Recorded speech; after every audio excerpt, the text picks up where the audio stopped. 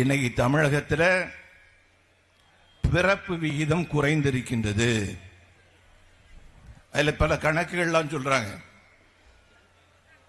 எனது அருமை சொந்தங்களே,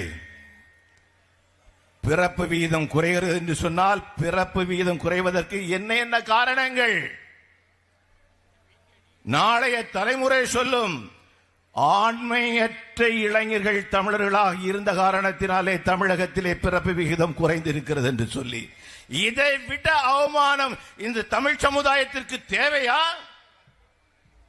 இந்த சூழ்நிலை யார் உருவாக்கி வைத்திருக்கின்றார்கள்? யார் இதற்கு காரணம்? இப்படிப்பட்ட திராவிட முன்னேற்ற கழகம் தமிழகத்திலே ஆட்சி செய்வதற்கு நீங்கள் அனுமதிக்க போகின்றீர்களா? இந்த நிலை தொடர்ந்தது என்று சொன்னால் உங்கள் குழந்தை உங்களுக்கு இல்லை. உங்கள் குழந்தை உங்களுக்கு இல்லை. பச்சை குழந்தைகள் மூளை மழுங்கடிக்கப்படுவார்கள், மூளை பேதலித்து விடுவார்கள். இந்த அவலம் நம் வீட்டு குழந்தைகளுக்கு தேவையா? பல காரணங்கள் இருந்து கொண்டிருக்கின்றன திராவிட முன்னேற்ற கழகத்தை ஆட்சியிலிருந்து அகற்றுவதற்கு. நான் இந்த பல காரணங்களை சொல்லவில்லை. என் குழந்தைகள் உடன் நினைக்காங்க, பொன் ராதாகிருஷ்ணன் 10 பிள்ளைய பெற்று வச்சிருக்கான்னு நினைக்காங்க.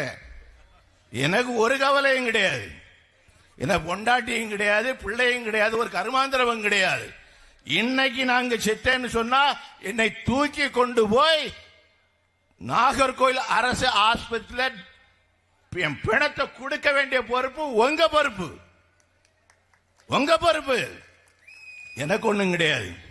உங்கள் நிலைமை, உங்கள் பிள்ளைகள், உங்கள் பேர பிள்ளைகள், இதில் நினைத்து பாருங்கள். ஏதோ இந்த மேடையில் வந்து இந்த காதில் கேட்டுட்டு இந்த காதில் விட்டுட்டு போனீங்கன்னு சொன்னா நஷ்டம் எனக்கு அல்ல, நஷ்டம் உங்கள் குடும்பத்திற்கு. எனவே அந்த அவல நிலை மாற்ற வேண்டும் என்று மானம் உள்ள தமிழன் நினைத்தான் என்று சொன்னால், சூடு சுரணை உள்ள தமிழன் நினைத்தான் என்று சொன்னால் அந்த தமிழன் உறுதியேற்பான். எந்த விலை கொடுத்தேனும் திராவிட முன்னேற்ற கழகத்திற்கு இது கடைசி ஆட்சி என்று சொல்லக்கூடிய உறுதிப்பாட்டை எடுத்துவிட்டு செல்லுவான்.